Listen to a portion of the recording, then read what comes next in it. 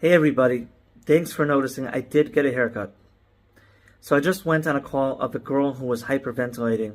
She feels that she's not getting enough air, she's struggling to breathe, it only makes it worse. She starts to feel her fingers and feet tingling. That makes her anxious because she's never had that before, she thinks she's dying. She gets pulled into that common loop that we see in hyperventilation. And a well-meaning EMT, and you know on my channel, whenever I say the words well-meaning, something not good is coming. So a well-meaning EMT puts an oxygen mask on her, which I don't think she needed oxygen, and doesn't even turn the oxygen on, and says, "You're getting oxygen now. You'll feel better any second."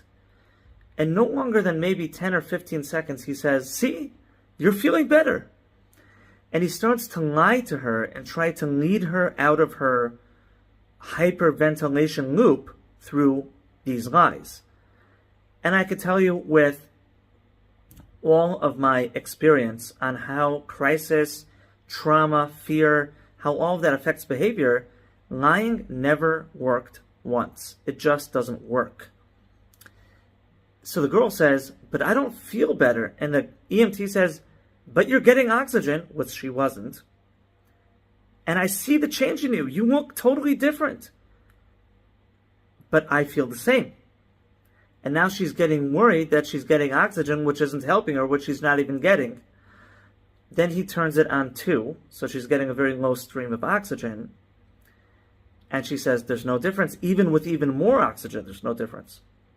So it was just a useless tactic, and now she has this plastic thing on her face, which is just blocking her vision and making it more scary and more annoying, right?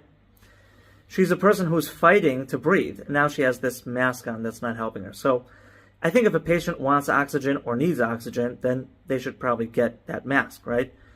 But to lead somebody out of hyperventilation with a lie, that's not going to work. Lies never work on these calls. They just don't. So lesson 1 is don't lie. Lesson 2 is don't make a guarantee that you can't deliver. And I talk about this a lot in my courses. We have a course workshop on February 2nd coming up online. If you want to join, I'll put that in the description.